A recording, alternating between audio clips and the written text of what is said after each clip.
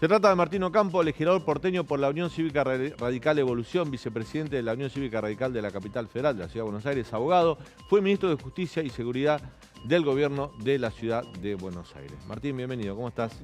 Todo bien, gracias por la invitación, Daniel. Bueno, ¿querés decir algo de esto que yo dije en el comentario editorial sobre esto que dijo Milei sobre la posibilidad de vender órganos entre pares, entre personas? Mira, me parece una barbaridad, ¿no? Me parece que hay una mirada común algunas veces entre los populismos, ¿no? Tanto el populismo de derecha como el populismo de izquierda se tocan en la manera de entender las cosas y de ofrecerle al público soluciones fáciles para resolver los problemas. Al populismo de izquierda nos dice que el Estado nos va a resolver todos los problemas y tiene que estar el Estado puesto en cada cuestión de la vida humana. Y el populismo de derecha, que es el que plantea Javier Milei, nos dice que no tiene que haber Estado en ningún lado, que el Estado no sirve para nada y que como no sirve para nada no trae ningún beneficio a la comunidad. Y me parece que esas son miradas equivocadas, que alguno lo puede tomar como una salida fácil a los problemas que tiene la Argentina, pero los problemas de la Argentina son mucho más complejos y cuando uno ve las experiencias en el resto del mundo, ninguna de estas ideas son las que han podido desarrollar a la humanidad. Hoy estábamos discutiendo en la legislatura acerca de una política de promoción tanto de urbanización de villas como de creación de empleo en las villas, ¿no? Y se daba esta discusión del rol del Estado. ¿Para qué tiene que estar el Estado y cuáles son las políticas que tiene que llevar el Estado? Nosotros sostenemos que el Estado tiene que tener un rol activo haciendo que el mercado sea el que desarrolle las actividades, potenciando eso, promoviendo la actividad del mercado. Los de Milei decían que no tenía que haber Estado y yo les mostraba en esa discusión cuál es el plan de Milei. Porque uno puede decir, ¿el plan de Milei no se ve en ningún lado? No, sí, en la Argentina se ve. No es que quiera otro país. Uno va a cualquier barrio humilde de la provincia de Buenos Aires, a cualquier villa de la provincia de Buenos Aires, ahí no está el Estado. No hay seguridad, no hay educación, no hay calles, no hay placas, no hay electricidad, no hay planes urbanos. Ahí no está el Estado. Y eso es lo que pasa cuando no hay Estado. Cuando hay Estado, porque hay cosas sencillas. Nosotros salimos a la calle, nos subimos a un auto, una bicicleta, una moto, vas en una dirección en circulación, hay el Estado que dice para qué lado es la circulación, te dice que no puedes andar con un auto por arriba de la vereda, organiza la vida en comunidad, te dice que en el semáforo en rojo tenés que parar. Bueno, eso es el Estado también. Lo que plantea Milei es que todo eso sea una anarquía, que vos agarres tu auto y te pares en cualquier lado, arranques por la vereda, que si sos peatón podés andar por donde se te dé la gana, y no funciona así en ninguna parte del mundo. Me parece que extralimita. Llevar las ideas liberales al ámbito económico es factible, es posible, hay países que lo hacen, es debatible. Pero Milei a veces tiene unas propuestas que tienen asidero. Vos fuiste ministro de Seguridad y me gustaría también preguntarte por esto, porque yo he leído en las redes sociales gente que banca esto, por ejemplo, la libre portación de armas.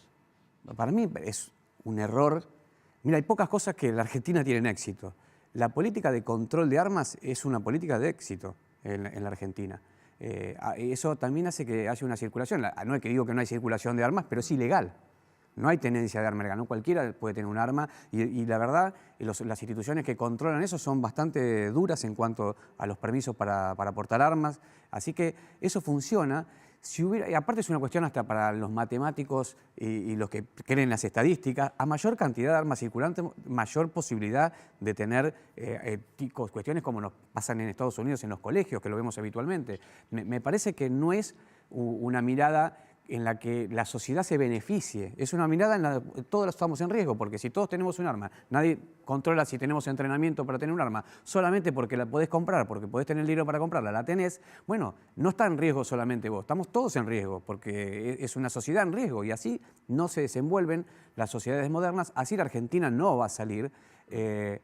Y ojo, y te tengo que decir una cosa, así como te digo esto, te digo que Milei plantea un avance sobre discusiones que le hacen bien a la política argentina, porque plantea cosas que, bueno... ¿Cuáles? No, bueno, estas cosas que nos plantean también acerca del rol del Estado, lleva también a una discusión interesante. Yo no coincido, pero es una discusión interesante. ¿Cuál es el verdadero rol del Estado? También los modos, porque decía Alfonsín siempre que los medios en la democracia son importantes, las formas son importantes, decía. Los modos en que lo hace, ¿no? Es un boxitracio de la política, ¿viste? Es una persona que hace un culto de la violencia como forma de la acción política. Bueno, yo en eso no estoy de acuerdo, en mi partido somos la vida, somos la paz, no somos el uso de la violencia. Si el tipo se plantea, que se vanagloria de pegarle trompadas a un muñeco con la cara de Alfonsín, no porque sea la cara de Alfonsín y yo sea radical, sino por el hecho de hacerlo público una situación violenta. Es decir, quienes tenemos responsabilidades públicas no podemos estar esparciendo el mensaje de la violencia o diciendo te paso por arriba con una silla de rueda. Ahora, Eso es más preocupante que incluso la discusión política de las políticas de fondo. Es una discusión. Lo discutíamos el otro día con un correligionario tuyo, con Facundo Suárez Lastra, también lo hablamos con Pablo Oliveto. Uno va preguntando, ¿no? Porque es una fuerza, Avanza Libertad, es una fuerza nueva que ha crecido. Una fuerza no peronista, entonces uno viste cómo es el país, está el peronismo y el no peronismo, pueden estar juntos, ¿no? Y a veces se mezclan en algunos sectores. Ha pasado que el peronismo gobernó en los 90 junto a la UCD, que era impensado en los años 70 y se dio en los 90. O sea, todo puede pasar. Pero uno pregunta sobre perfiles, ¿no? Y hacen vos hablaste de los modos.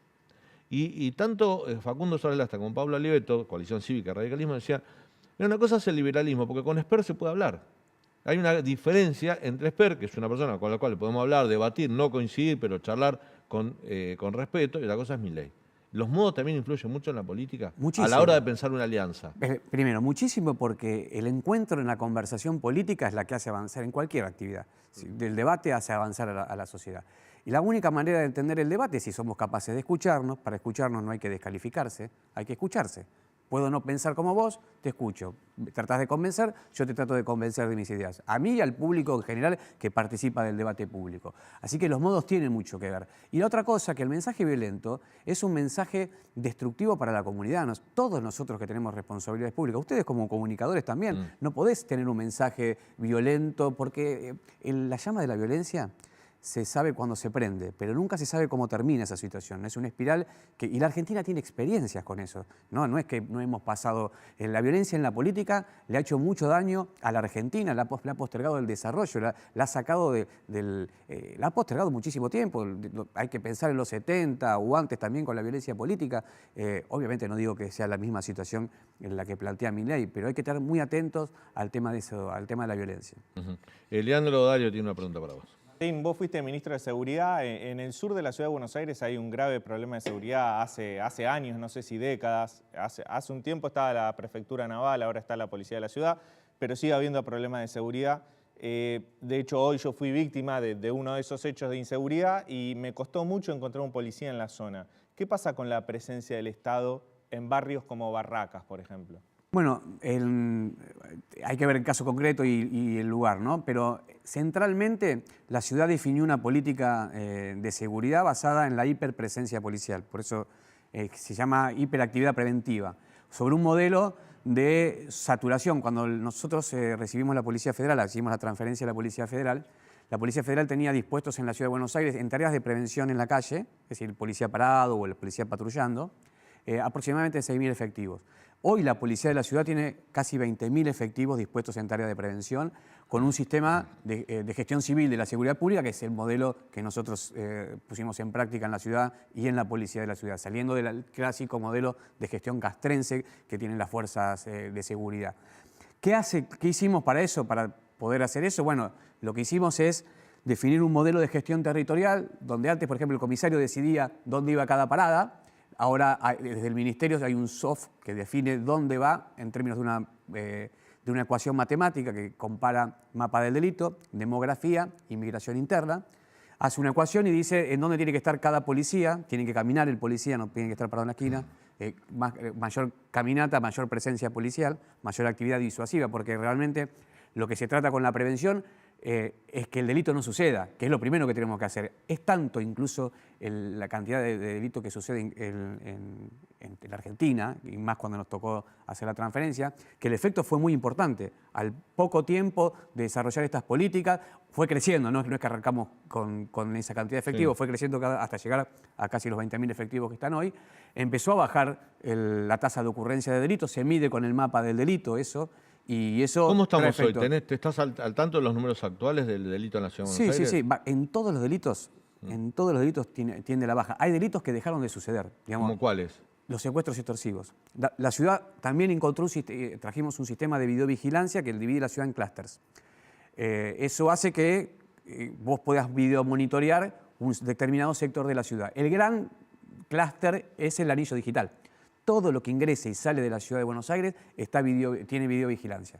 Sabemos quiénes entran, que hay lecturas de chapa patente. Es decir, eso ha permitido bajar los secuestros extorsivos, que muchos se hacían en la ciudad de Buenos Aires y se llevaban Al conurbano. al conurbano a las víctimas. No hay secuestros extorsivos en la ciudad de Buenos Aires.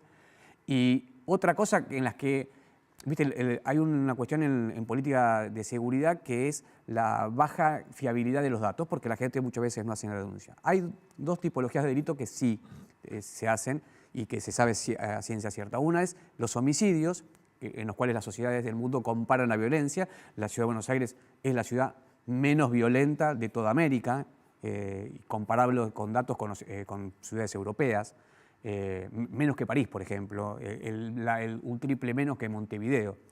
Y hay otro que tiene que ver con esto del anillo digital, que es el tema de los robos de autos.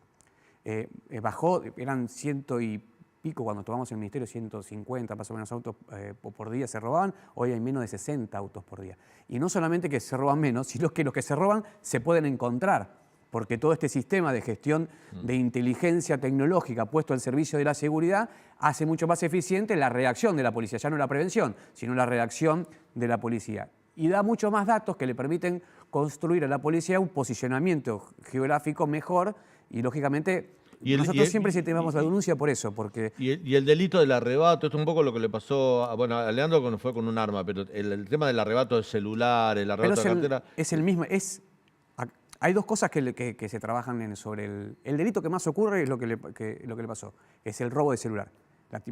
Es una cantidad importante de celulares. Nosotros, y en la ciudad con Macri y Patricia en La Nación, desarrollamos un plan para la registración de los teléfonos celulares. La mayoría de los teléfonos celulares no están registrados, no están nominativizados. Están algunos con planes, esos están nominativizados, los que son prepagos no están nominativizados. Claro. Entonces, esos se roban y entran al circuito negro. Y ensayamos una manera de dificultar la circulación económica del teléfono, porque realmente lo que queríamos se llama intervención económica del delito, hacer que el Estado haga más ineficiente, menos rentable la tarea de robar, o el negocio de robar.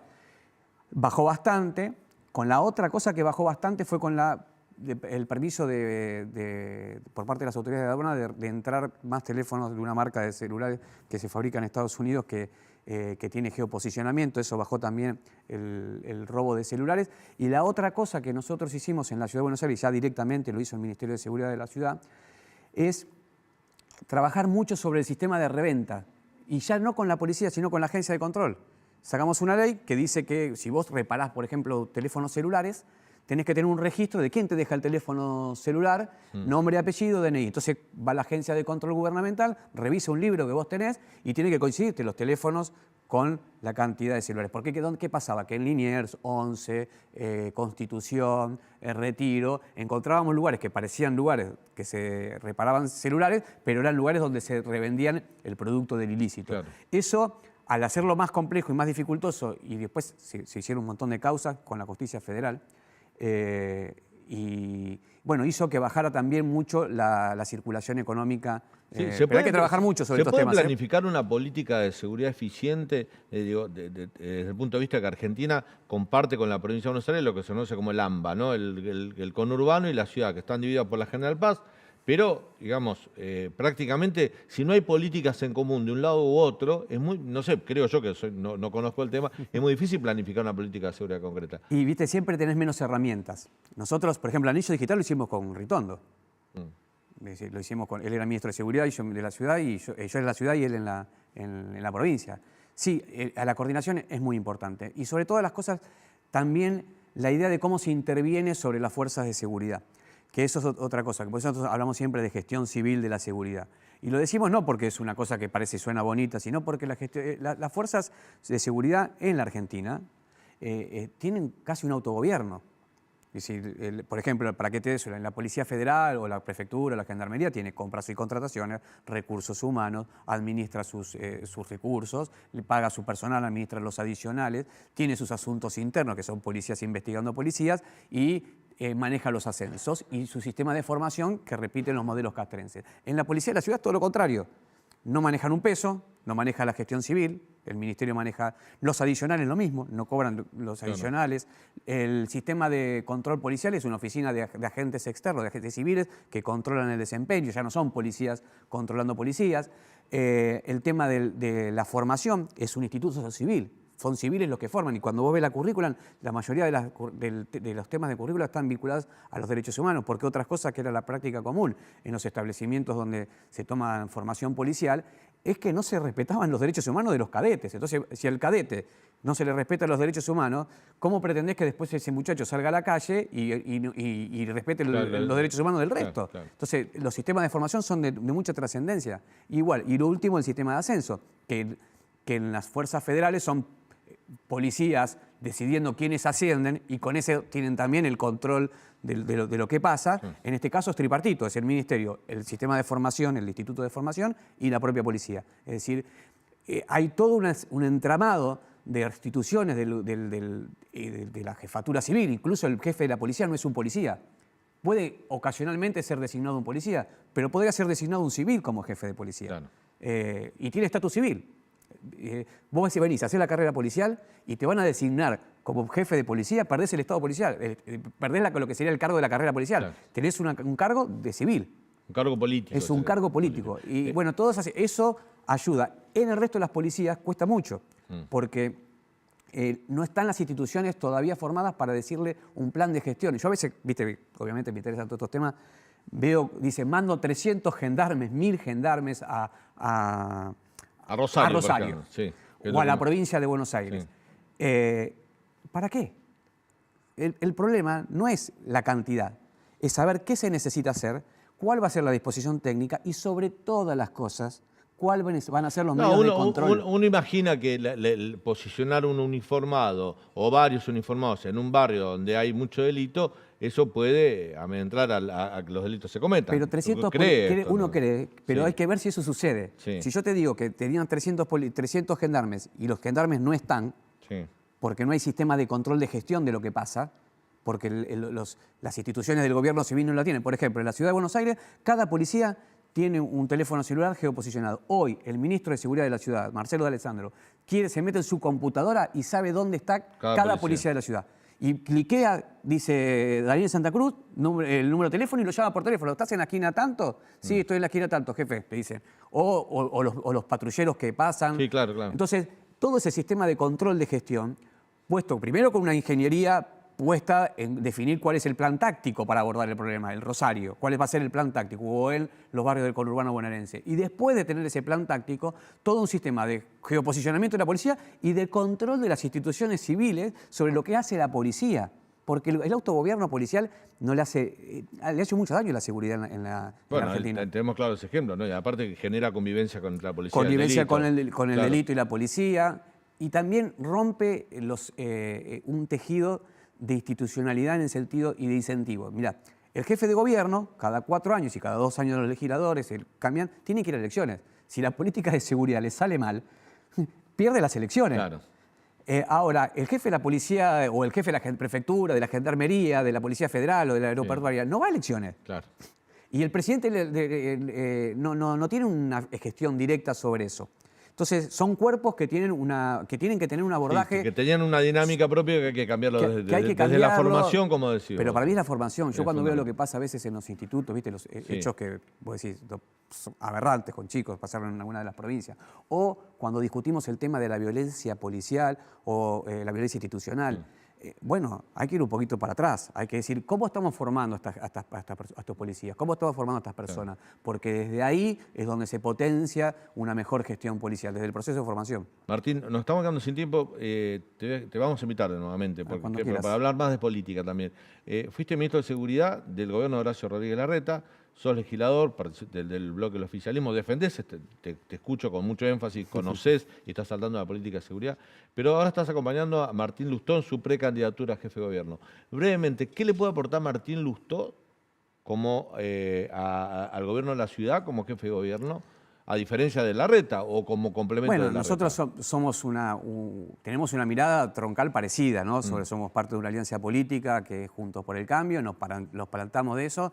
Desde ese lugar tenemos algunas miradas que son propias de la identidad nuestra del radicalismo. Nosotros hacemos mucha más política con la participación ciudadana, estamos muy atentos a tener mucho más despliegue territorial y de la gestión, los temas de descentralización, todos estos temas que te digo de gestión civil de la seguridad y nuestra mirada sobre el rol de la educación.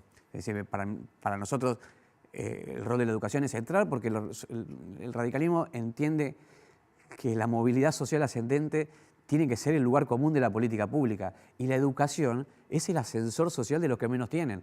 Entonces, ahí nosotros sí tenemos una fuerte apuesta al sistema educativo. Sin una buena educación, tanto de gestión pública como de gestión estatal como de gestión privada, que todos forman la gestión pública de la educación, bueno, hay que darle un impulso, hay que seguir apostando. El gobierno tiene logros, nosotros queremos que seguir adelante. De hecho, el proyecto que se sancionó recientemente de reforma al estatuto docente, donde primera vez se pone el acento en el marco de la regulación de los derechos laborales, en lo que pasa en el aula. Viste que como que todo el tiempo estamos viendo quién es el director de tal escuela, quién es el subsecretario de educación o algunas reformas vinculadas más a la gestión de los ministerios, pero no tanto habíamos abordado el tema de lo que sucede en ese proceso minúsculo que es el que da el maestro y el nene que está aprendiendo.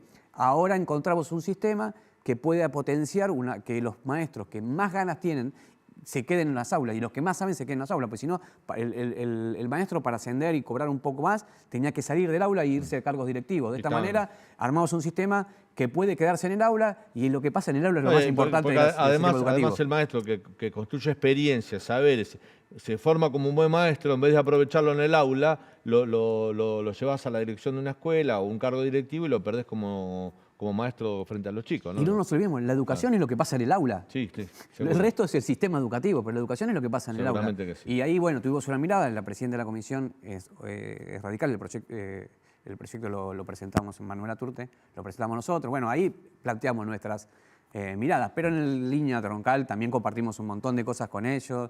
La gestión de Horacio es una gestión muy buena y es valorada por la gente. Te comprometemos. Más adelante venimos cuando quieras, cuando estemos avanzado esto para hablar un poco más de política. Dale, muchas gracias por la invitación. Martín. Vamos a ir a un breve corte.